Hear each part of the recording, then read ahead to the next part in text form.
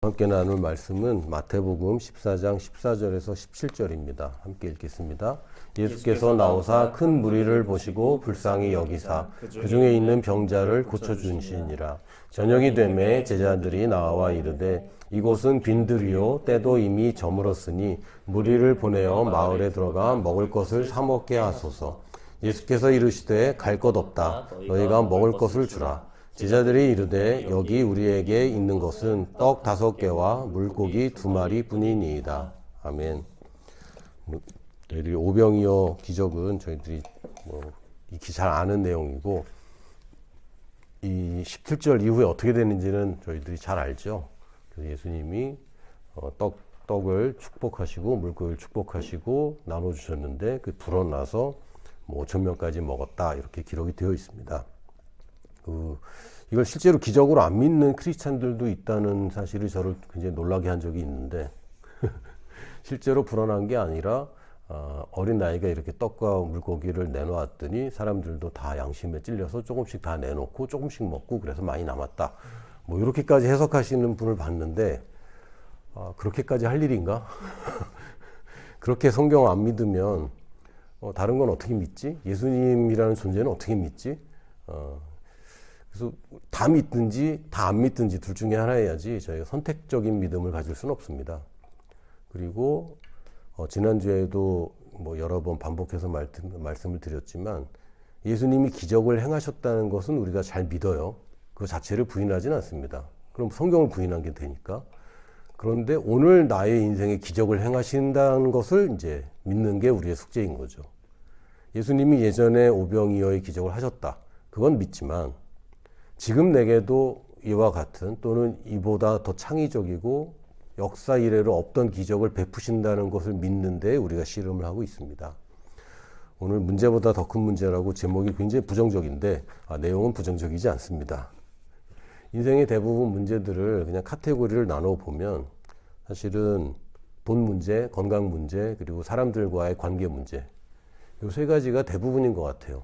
다른 문제들도 있긴 있는데 근데 다 이 3가지에 포함이 되고, 이 3가지가 또 연관이 되어 있어서 하나가 문제가 생기면 다른 것도 또 연관이 이제 생기기도 하고 3개가 이게 상호적으로 막 연결되어 있기 때문에 하나만 풀린다고 또 다른 것들까지 다 자동적으로 풀리는 경우도 별로 없습니다.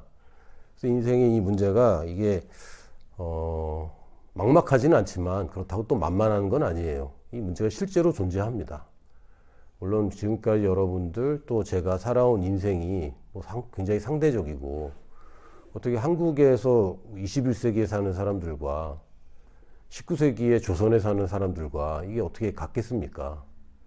심지어는 20세기에 아프리카에 사는 사람들과 우리의 삶이 다를 수밖에 없죠. 그리고 21세기라도 하더라도 위도가 조금만 변경돼서 38선 위쪽으로 태어나기만 해도 인생이 굉장히 달라지지 않습니까?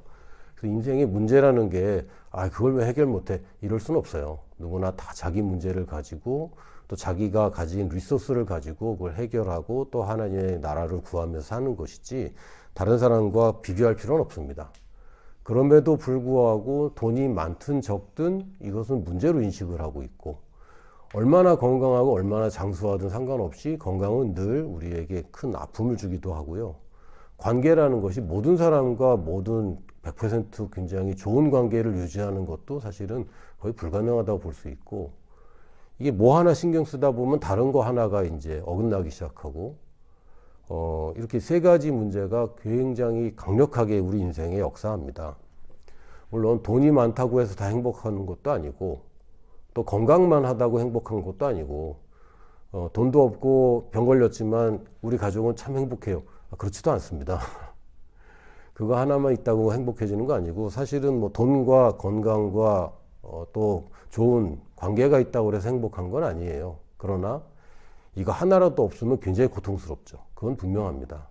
내가 몸이 건강하고 우리 가족이 화목해도 이 재정적으로 문제가 생기면 굉장히 곤란합니다. 근데 가난한 것도 하나님이 주신 축복이에요 라고 얘기하는 사람은 지금 가난을 얘기하는 게 아니고요, 그냥 먹고 살 만한 정도를 얘기하는 겁니다. 진짜 가난하면 부양할 수도 없고 또 하나님의 일을 할 수도 없어요. 이 가난이라는 정의 자체가 잘못되어 있어서 상대적으로 우리가 뭐 부자가 아니더라도 감사하다. 그럴 수 있습니다. 근데 가난이라는 것은 제가 인도나 아프리카에서 발견한 실제로 보고 제가 충격을 좀 받은 게 있는데, 우리가 뭐 다큐멘터리로 보면 뭐 이렇게 사람 같지 않은 사람들 보잖아요. 그거는 사실 늘 봐왔기 때문에 저한테 크게 막 충격이 없었어요. 근데 아프리카에 있던 마사이 부족의 남자는 울지 않습니다. 그 아내가 죽어도 안 울어요. 근데 소가 죽으면 울어. 근데 이 굉장히 아주 굉장히 강한 사람들이거든요. 사자를 잡아야 되고, 예전에 성인식을 하려면 그 청년들이 나가서 사자를 잡아야 돼요. 성공하면은 성인으로 인정해주고, 아니면은 전사로 인정을 안 해줘요. 그래서 아주 강한 부족인데, 근데 이 아빠가 딸이 아프니까 울더라고요. 우는데 병원에 갈 돈이 없어. 약을 살 돈도 없고, 그냥 애가 막 펄펄 끓는데 그냥 아빠가 그냥 자기가 너무 한심하고 너무 애 같아서, 저는 마사이 남자가 우는 거 처음 봤어요. 울더라고요. 또 한 번은 라오스에 있을 때, 지금도 그 생각하면 제가 마음이 무거운데, 병원에 어떤 여자아이가 퇴원을 해야 돼요. 왜 퇴원을 해야 되냐면 돈이 없어서 퇴원을 해야 돼요. 라오스는 사회주의이기 때문에 그 병원이나 이 학교나 다 무상입니다. 원래 기본적으로. 근데 무상임에도 조금 돈이 들어가는데 그 돈이 없어서 이제 퇴원을 해야 되는 거예요. 근데 퇴원을 하면 얘가 산소 호흡기를 떼야 돼요. 그래서 얼마 안 가서 죽을 거야. 몇 시간 있다가 죽어요. 그리고 앰뷸런스를 타고 집에 가는 것도 아니고 그냥 차를 타고 가야 돼요. 그래서 병원을 퇴원하는 순간 얘는 그냥 몇 시간 있다가 죽을 수밖에 없는데, 근데 돈이 없으니까 퇴원시키더라고요. 그거를 제가 이렇게 멀리서 봤거든요. 내가 도와줘야 되나? 어디까지 도와줘야 되지? 도와줘서 살리면 그 다음엔 계속 살 수 있을까? 막 이런 죄책감도 들고.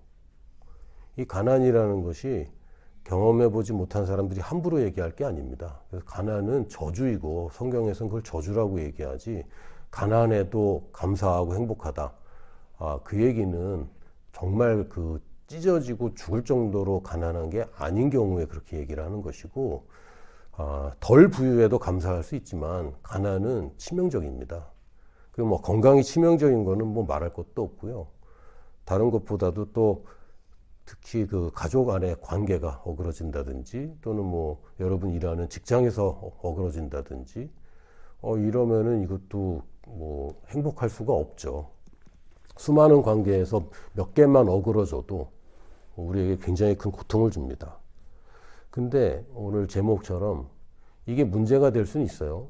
가난이, 질병이, 또 이렇게 왜곡된 관계들이 어긋나버리고 망쳐진 관계들이 문제일 수는 있는데, 사실은 문제보다 더 큰 문제가 뭐냐면 그 문제를 보고 있는 우리의 시각이고, 거기서 비롯되는 두려움입니다. 그러니까 문제라는 실체는 사실은 하나님 앞에서는 이게 아무것도 아닌 거예요. 우리가 문제로 인식하고 있을 뿐이지. 그래서 문제보다 더 심각한 것은 사실은 그 문제를 보는 우리의 관점입니다. 누가복음 12장 29절에 31절 보면, 너희는 무엇을 먹을까 무엇을 마실까 하여 구하지 말며 근심하지도 말라. 이 모든 것은 세상 백성들이 구하는 것이라. 너희 아버지께서는 이런 것이 너희에게 있어야 할 것을 아시느니라. 다만 너희는 그의 나라를 구하라. 그리하면 이런 것들을 너희에게 더하시리라. 뭐 열심히 일해라, 뭐 어떻게 돈을 벌어라, 이게 먼저가 아니고요. 걱정하지 말아라. 이게 사실은 더 중요한 문제입니다. 그리고 이 누가복음 앞부분을 보면 이런 얘기가 나오게 된 그 배경이 살짝 나와요. 뭐냐면 동생이 찾아와서 형이 유산을 다 가져갔는데 예수님, 형한테 얘기해서 아버지 유산을 나도 좀 달라고 해주세요. 이제 이렇게 얘기하는 것에서부터 이제 이 땅에 재화를 쌓지 말라 이러면서 이제 돈에 관한 얘기를 하시는데, 이게 돈 문제입니까? 관계 문제입니까? 관계에서 비롯된 돈 문제입니까? 돈에서 비롯된 관계 문제입니까? 모르죠. 이 형제 간의 우애가 깊었다면 이런 일이 안 생겼을 거고, 그리고 이 유산 문제가 생기니까 형제 간에 더 이제 갈등이 더 심해졌겠죠. 그래서 이 세 가지 문제가 계속 이렇게 연결되어 있습니다. 연결되어 있는데, 우리가 알고 있는 한 하나님 말씀에서 얘기하는 것은 문제를 해결하는 능력이나 뭐 하나님의 도우심이나 그거 이전에 우리가 취해야 할 태도를 먼저 얘기합니다. 그런데 우리에게는 이 견고한 게 두 가지가 있어요. 그래서 이게 견고한 진이라고 하면 이거 굉장히 부정적인 의미로 성경에서 쓰이고, 견고한 터라고 하면 이건 또 긍정적인 얘기에서 쓰입니다. 예를 들면 반석 위에 집을 짓는다. 이건 또 견고한 터인 것이죠. 그래서 견고한 게 우리는 견고한 진만 가진 것도 아니고 우리가 견고한 터도 가지고 있습니다. 그래서 견고한 게 두 가지가 이제 양립하고 있다고 보는 게 맞지, 우리가 자꾸 견고한 진만 가지고 있어 나는 고칠 게 많아, 이것도 잘못된 시각이고, 나는 뭐 별로 고칠 게 없어, 이것도 잘못된 시각입니다. 그래서 우리가 견고한 터는 하나님의 말씀이란 견고한 터를 가지고 있지만, 그 말씀으로 변화되지 못한 우리의 생각들, 이론들, 이런 것들이 이제 견고한 진으로 우리한테 있죠. 이 견고한 진들은 견고합니다. 마치 퇴적이 아주 오랫동안 이루어지면 단단한 암석이 되는 것처럼, 우리 안에 이런 가치관들이, 또 사물을 보거나 사람을 보거나 또 세상을 보는 관점들이 견고해요. 이거는 인정해야 됩니다. 그리고 참 안타깝지만 나이를 먹으면서 더 견고해지는 것 같아요. 저도 젊을 때 이제 어른들을 보면서, 또 저희 이제 스승님들을 보면서, 아, 저건 안 바뀌시네, 막 이런 이제 아주 못된 생각들을 했는데, 지금 저를 이렇게 살짝 보면 나도 마찬가지인 것 같아요. 그래서 우리가 견고한지는 시간이 지나면 늘 견고해집니다. 근데 제가 존경하는 위대한 분들을 보면 잘 바꿔요. 잘 바꾸고, 하나님 말씀이 아닌 것들은 다 타협을 해버리죠. 하나님 말씀은 고수하지만 그게 아닌 것들은 그냥 타협을 다 해버립니다. 그거는 그냥 내줘도 되거든요. 중요하지 않은 건데, 사소한 것들인데 그렇게 쥐고 있는 것은, 이것도 일종한 견고한 진이 이제 우리 안에 자리 잡고 있기 때문에 생기는 그 폐해 중에 하나입니다. 그 관행이 이제 한자로 두 가지가 있어요. 관행이 되게 되면 되는데, 우리가 많이 쓰는 관행은 이런 거 다 관행이야 라고 습관화된 것을 얘기합니다. 근데 관행이라고 이제 볼관자와 행할 행자가 되면, 이거는 내가 보는 것으로 행하는 것, 이걸 얘기합니다. 그래서 내가 어떤 인식을 가지고 어떤 프레임을 따라 보느냐, 그래서 거기에 이제 행동이 형성되고요. 그 행동이 반복되면 그게 우리에게 습관이 돼서 이제는 자동적으로 되는 거죠. 그래서 사람들이 대부분 느끼는 이런 관점, 세계관의 충돌이 언제 생기냐면 결혼할 때 주로 많이 생깁니다. 그 전까지는 나랑 그렇게 가깝게 타인이 마주한 적이 별로 없거든요. 그리고 대부분의 사회생활은 그 상하가 아주 그냥 정해져 있습니다. 예를 들면 부조리의 상징인 그 군대 문화 같은 경우도 굉장한 충돌을 일으키죠. 그런데 거기는 나의 습관을 다 바꾸게 돼 있어요. 거기는 상하 관계가 확실하기 때문에. 근데 부부 사이에서는 이게 평등한 관계다 보니까 이 서로의 관점들이 이제 충돌을 경험하게 됩니다. 자녀들도 나중에 이제 크면 또 이런 세대 차이 때문에 이런 관점, 이 프레임의 충돌이 생기죠. 지금 뭐 한국도 서로의 프레임이 달라서 엄청나게 충돌하고 있는데, 지난주에도 제가 뉴스는 거의 안 봤는데 한번 이렇게 운전하다가 라디오를 틀어봤거든요. 뉴스가 나오더라고요. 근데 서로 자기 주장만 하더라고. 왼쪽에 있는 분들은 오른쪽 얘기 전혀 안 듣고요. 오른쪽에 있는 분들은 왼쪽 얘기 전혀 안 듣더라고요. 이게 이제 사실은 문제인 거죠. 너무 왼쪽으로 치우친 게 문제가 아니고 너무 오른쪽으로 치우친 게 문제가 아니라, 그것들도 문제이겠지만 이렇게 서로 관점들이 충돌해서 양쪽 얘기를 서로 듣지 않을 때 이게 심각합니다.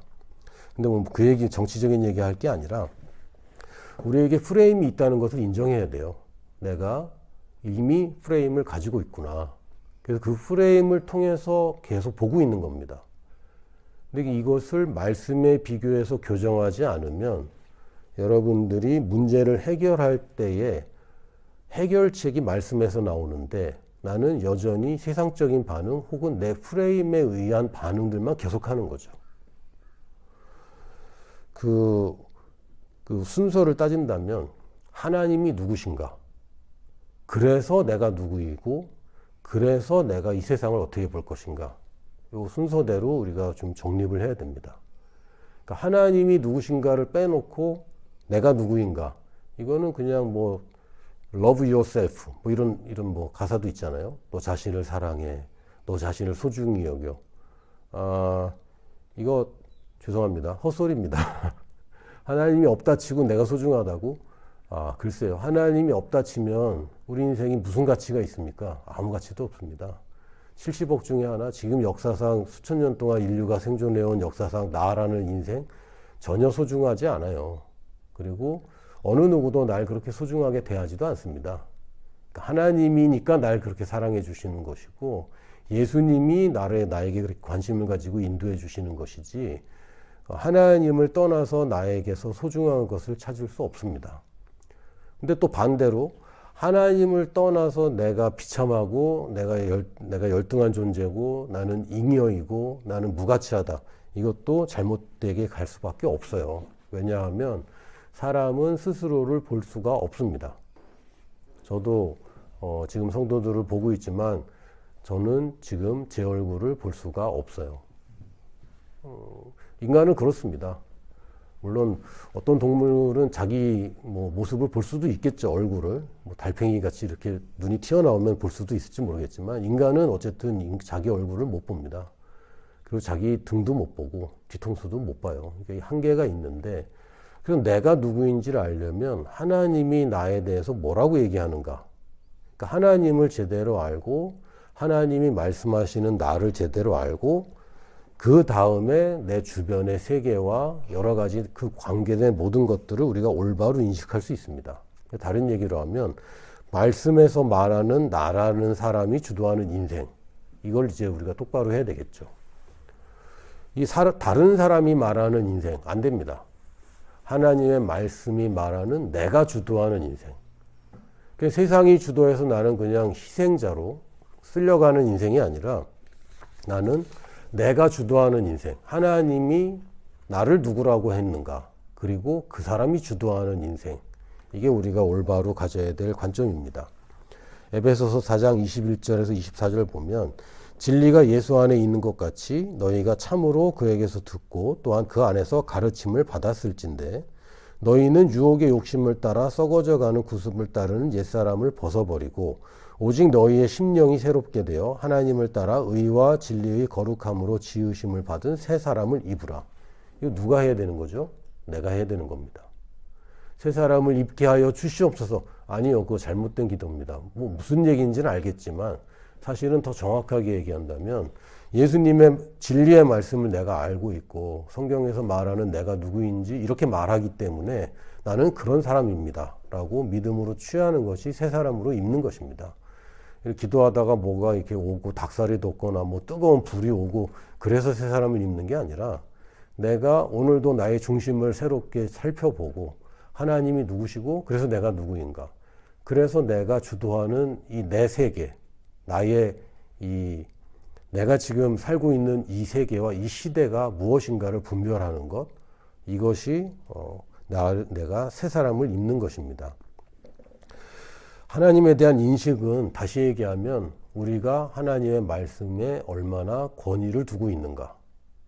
하나님 말씀 잘 알죠. 아까 얘기했듯이 오병이어 기적 다 알죠. 창출 레민신 다 알죠. 뭐 성경의 사무엘상 사무엘하 내용도 알죠. 삼손이 누구고 뭐 압니다. 그러나 그 성경의 지식을 얘기하는 것이 아니라 내가 이거 하나님 말씀을 얼마나 권위를 내가 부여하고 있는가. 요즘에 그 정치 상황이나 한국 상황을 보면 인간은 역사를 통해서 배우는 게 없는 것인가 싶습니다. 마치 노론, 서론 뭐 이렇게 나눠서 막 당파 싸움 하던 그런 느낌이 많이 들고 그 나라가 망할 때의 느낌? 약간 그런 것들이 보여서 참 그 걱정이 되기도 하는데, 그 인간이 역사에 그렇게 권위를 둔다면 잘못을 안 하겠죠. 그러나 사람은 망각을 하기 때문에 역사는 역사고 지금은 또 달라. 이제 이렇게 치부를 하는 것처럼 하나님의 말씀에 이루어진 일들은 그래 인정해. 그러나 지금 내 삶에 일어날 기적, 그거는 인정이 잘 안 되는. 그 예수님이 모든 질병을 다 치유하셨지. 그런데 내 질병은 아닌 것 같은데. 하나님이 솔로몬에게 엄청난 부유함을 주셨지, 지혜를 주셨지. 근데 나는 그게 아닌 것 같은데 라고 이렇게 얘기하는 것은 하나님의 말씀의 지식으로 받아들이고 그 역사로서는 인정하지만 권위를 부여하는 것은 아닙니다. 그 말씀의 권위를 부여한다는 것은 살아있다는 얘기고 지금 나에게 말씀하시는 거란 거죠. 예전에 있던 얘기를 하면서 권위를 부여하지 않습니다. 내가 있건 간에 없건 간에 이 권위가 살아있다는 것을 인정한다면 권위가 부여되는 것이고, 내가 권위를 부여하지 않는다면 그 권력은 죽은 권력이 되는 거죠. 제가 재미있는 기억이 나는데, 지금은 뭐 저희 딸들이 말로 오빠들을 다 이깁니다. 그제 어제도 이제 애들이 방학을 해서 집에 좀 있는 시간이 좀 늘었는데, 막내하고 오빠하고 뭐 이렇게 말다툼을 하는데 큰애가 밀리더라고요. 그래서 이제 고등학교 졸업했는데, 어제 졸업식 했거든요. 졸업했는데 초4한테 밀리는 거죠, 이제. 근데 옛날에는 밀어내지 못했어요, 딸들이. 막내가 이제 오빠들을 상대할 때는 딱 하는 말, 요 한마디면 이제 오빠들이 깨갱하는 말이 뭐냐면, 아빠가 그렇게 했어. 요 얘기. 아빠가 오빠 보고 이렇게 하라고 했어. 이렇게 얘기하면 이제 오빠들이 바로 꼬리를 내리죠. 왜냐하면 제가 우리 집에서 살아있는 권력이기 때문에. 근데 이게 안 통한다. 그러면 내 권력이 없는 거예요. 마찬가지로 하나님이 그렇게 얘기했어. 근데 그게 안 통한다고 얘기한다면 지금 하나님 안 계신 거고 하나님 힘이 없는 겁니다. 하나님의 말씀에 권위가 있다는 얘기는 하나님의 말씀이 그랬으면 이거 되는 거야 라고 하는 것이고, 만약에 막내가 아빠가 방 치우라고 그랬어, 또는 아빠가 내 방에 함부로 들어오는 거 아니래 라고 했으면, 그 오빠가 아빠도 안 계신데 뭐 들어와도 되잖아. 그러면 동생은 어떻게 해야 될까요? 그렇죠. 또 얘기해야죠. 아니야, 아빠가 이렇게 얘기했어 라고 계속 싸워야죠. 그래서 쟁취해야 되는데 그게 우리의 몫입니다. 하나님 말씀에 너는 참 아름답다. 별로 아름답지 않은 것 같은데, 그러나 하나님의 말씀이, 하나님이 나를 사랑한다고 그랬고, 하나님이 나를 귀하다고 그랬고, 하나님이 나한테 소망이 넘친다고 그랬고, 하나님이 나를 통해서 큰일을 한다고 그랬고, 그걸 계속 주장해야 되는 건 우리예요. 요새는 자꾸 그런 마음이 안 생겨. 아니요, 그 마음을 새롭게 하고 변화를 받는 건 우리가 하는 일이고, 중심을 다시 찾는 것은 우리가 하는 일입니다. 그래서 우리가 기를 쓰고 하나님의 말씀의 권위를 살려야 돼요. 왜냐하면 세상에서는 하나님이 없다고 하거든요. 근데 우리가 거의 동조해 버리면 아빠로서는 굉장한 배신감을 느끼겠죠. 그래서 아빠 말 안 들어도 돼 라고 아무리 오빠들이 얘기를 해도 우리 어린 동생들도 무슨 소리야, 아빠는 살아계셔, 아빠가 이렇게 얘기했으면 이게 법이야 라고 우리가 주장해야 됩니다. 거기서 우리의 정체성이 나오는 거예요. 하나님의 말씀이 나를 뭐라고 얘기했는가. 때로는 어릴 때 부모님에게서 우리가 잘못된 얘기를 듣습니다. 너는 늘 왜 그러냐, 혹은 너는 왜 이렇게 대책이 없냐, 너는 맨날 이게 문제다, 이런 얘기 들었을지도 몰라요. 그러나 거기에 우리의 정체성이 있지 않습니다. 저도 부모 노릇은 좀 하는 편 아닙니까? 넷이나 키우는데 제가 애들 잘 몰라요. 사실 4명 다 몰라요. 안다고 아는 부분이 있지만 다 몰라요. 때로는 깜짝깜짝 놀라고, 내가 보는 아이들과 사회에서 보는 아이들이 달라요. 어저께 제가 큰아들한테 좀 깜짝 놀란 부분이 있는데, 학교가 조그만 대안학교다 보니까 졸업생이 7명이고 7명 다 졸업연설을 시키더라고요. 그 졸업식을 2시간이나 했어요. 근데 어쨌든 다 이렇게 원고를 해서 오는데 제 아들이 원고 없이 말을 하는데 잘하더라고요. 깜짝 놀랐습니다. 내가 알던 그 큰 애가 아니거든. 늘 어리버리하고, 물론 이제 원고 쓰기 싫어서 그렇게 한 것 같긴 하지만, 어쨌든 말을 잘하더라. 우리 집에서 말 제일 잘 못하거든요, 큰 애가. 이거 들으면 안 되는데. 어쨌든. 근데 연설은 또 그럴듯하게 하더라고요. 그래서, 내가 몰라요. 나는 모르고, 여러분의 부모님이 그 30대 때, 40대 때, 아직 미숙할 때, 그때 여러분도 미숙할 때 했던 얘기들입니다. 그걸 아직도 품고 그게 이제 우리의 견고한 진이 돼버린 경우가 있거든요. 근데 이거는 하나님의 말씀이 아니에요. 물론 부모님이 하나님의 말씀을 말했으면 그건 맞지만 그게 아닌 경우도 꽤 있다면 우리가 그걸 고수하고 이 적군이 계속 이 요새가 살아있는 한 정복해도 요새를 놔두면 거기서 계속 그 전쟁을 벌이거든요. 근데 우리가 요새를 지켜줄 이유가 없습니다. 여러분이 사람한테 상처받은 거, 또 여러분이 신뢰했던 사람한테 상처받은 거, 그거 하나님 말씀이 아닙니다. 근데 그 요새를 내가 지켜주고 있어. 적군의 요새인데. 이제 그만하고, 우리의 정체성은 하나님의 말씀에서 오는 것이고, 하나님의 말씀에서 나를 누구라고 하는가, 거기서부터 다른 것들이 정리가 되는 겁니다. 그러니까 지금 뭐 나의 환경을 볼 때 하나님이 나를 이런 사람이라고 했는데 이런 문제가 생겼을 때 이 문제는 내가 누구인가에 따라서 완전 달라지는 거예요. 오늘 오병이어 기적이 벌어지기 전에 이 태도들을 볼 수 있는데 제자들의 태도는 뭡니까? 이렇게 많은, 지금 5,000명이 넘는 사람들이 몰려 있는 거 아닙니까? 남자만 5,000명이라고 그랬으니까 5,000명이 넘는 사람들이 몰려 있는데 해는 졌고 광야이고 먹을 게 없고, 이런 그 문제의식은, 문제를 인식하는 것은 정당합니다. 자기들 먹고 살 걱정하는 거 아니잖아요, 지금. 5,000명을 먹일 생각하니까 이거 되게 선한 그 생각 아닙니까? 이거 어떻게, 근데 자기가 누구이고 자기가 모신 하나님, 그 지금 주님이 누군지를 모른 채 지금 고민하는 거죠. 이렇게 많은 사람들 우리 감당 못 하니까요. 보내야 됩니다, 주님. 여기 이 사람들 있다가 진짜 굶어 죽을 수도 있어요. 문제인식은 정확합니다. 합리적이고. 근데 예수님은 완전 딴소리예요. 니들이 줘라 이래요. 여러분 이런 스승 만나면요. 쉽지 않습니다. 제가 존경하는 선배님 중에 약간 이런 스타일이 있거든요. 대책이 없어. 근데 또 그분 말씀대로 돼. 이게 뭐지? 근데 굉장히 피곤해요. 굉장히 피곤하고 미리미리 준비하고 대책을 세우고 막 이래야 되는데 이분은 그런 게 없어. 근데 일을 벌리는데 또 돼. 이거 너무 힘들더라고요. 근데 예수님 제자들 제가 인간적으로 굉장히 연민이 있습니다. 그럼 생각해 보세요. 저도 지금 뭐 자립준비 청년들이나 보육원에 있는 청소년들 제가 돕겠다고 하는데 얘들 숫자가 지금 내가 감당할 수 없는 숫자고 얘들 어떻게 하면 도울까 막막하거든요. 저는 이 친구들을 정의를 어떻게 하냐면요. 긁지 않은 복권 이렇게 표현합니다. 이 이중적인 의미인데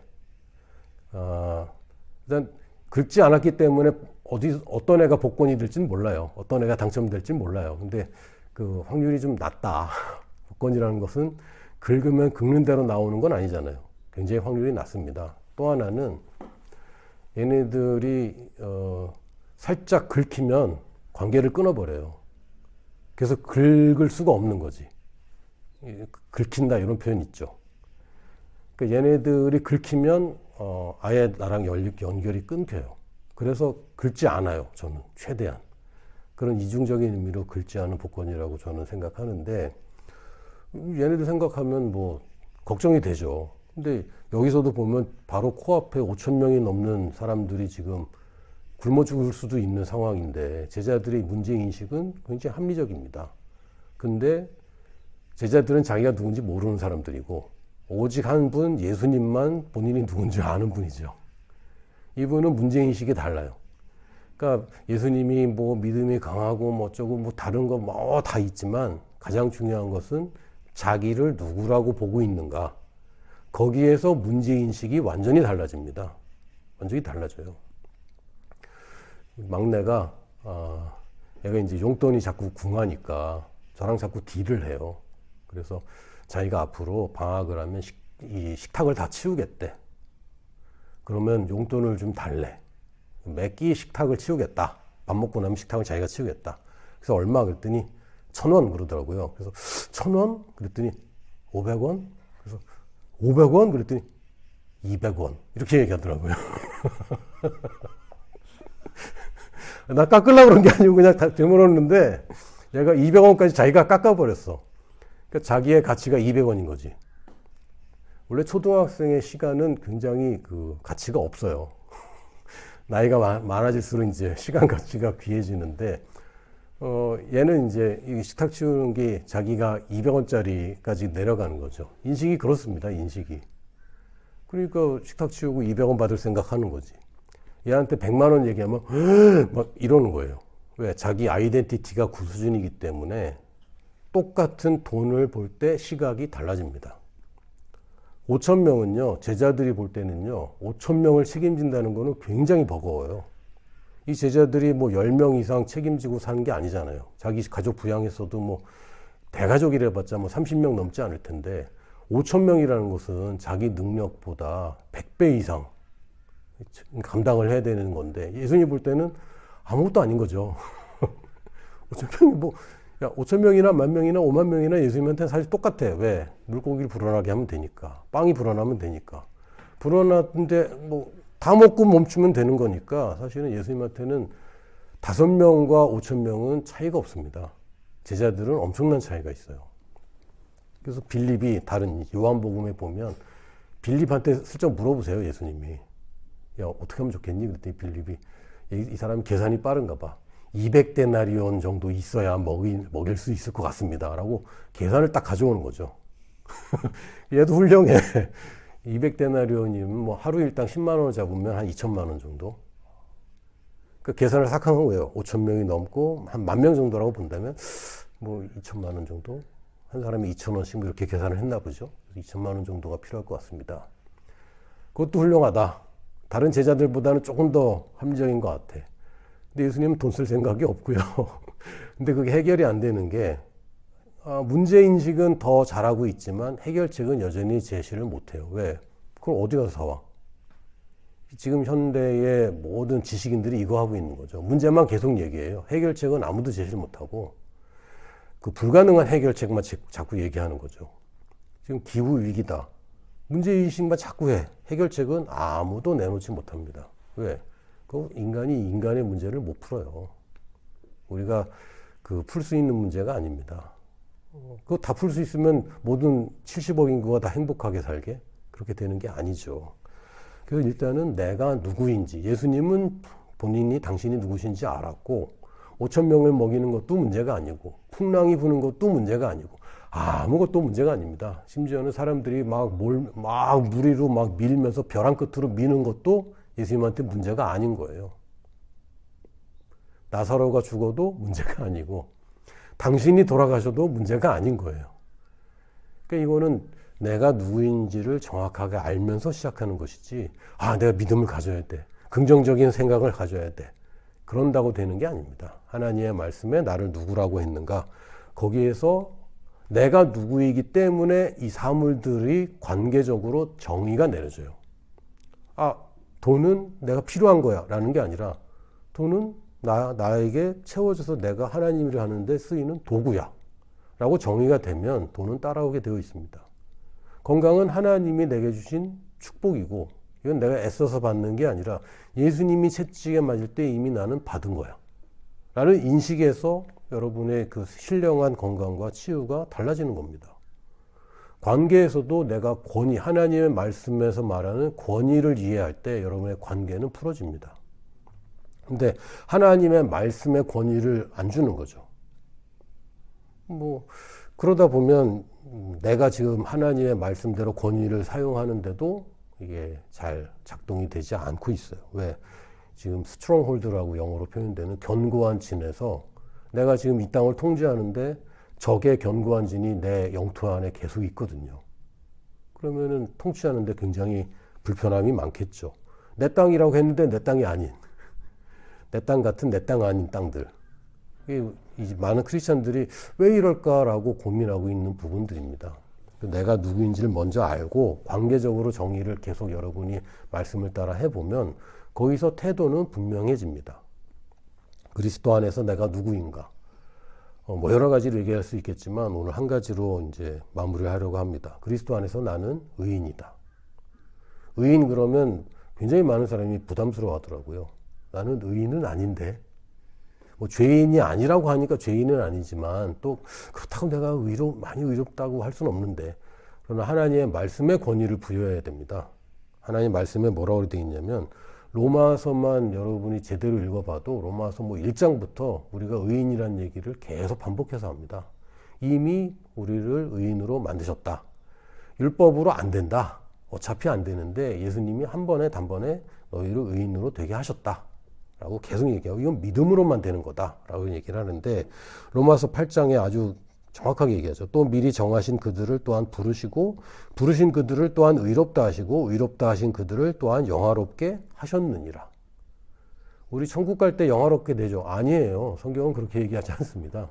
성경은 이미 우리를 의롭다 하셨고 거룩하게 하셨고 영화롭게 하셨습니다. 보좌 우편에 이미 앉힌 바 되었다고 했고 그 예수 그리스도와 함께 들어 올리셨고 세우셨다고 되어 있습니다. 그런즉 이 일에 대하여 우리가 무슨 말하리요? 이 굉장히 예의 바른 표현인데, 야, 이 성경이 이렇게 되어 있는데 뭔 소리냐? 이런 얘기입니다. 무슨 소리 하는 거냐 도대체? 우리가 야, 성경이 이렇게 얘기했는데 우리가 딴소리 할 수 없지 않냐? 우리가 무슨 말하리요? 만일 하나님이 우리를 위하시면 누가 우리를 대적하리요? 하나님이 우리 편이고 하나님이 우리를 의롭다 했는데 누가 정죄하냐? 정죄하는 그게 틀린 거지. 자기 아들을 아끼지 아니하시고 우리 모든 사람을 위하여 내주시니가 어찌 그 아들과 함께 모든 것을 우리에게 주시지 아니하겠느냐. 아멘. 자기 아들은 줬는데 의로움은 안 줘. 그건 좀 이상하지 않아요? 내가 내 아들을 사랑해서 생명을 주는데 아빠 100원만 그건 안 돼. 이럴 수는 없는 거예요. 이건 이상한 겁니다. 누가 능히 하나님께서 택하신 자들을 고발하리요? 의롭다 하신 이는 하나님이시니. 누가 의롭다 했습니까? 하나님은 의롭다 했습니다. 그럼 나는 의로운 것이고요. 의인은 뭘로 삽니까? 믿음으로 삽니다. 근데 내가 의인이라는 게 약해지면 믿음으로 사는 게 그렇게 어려워요.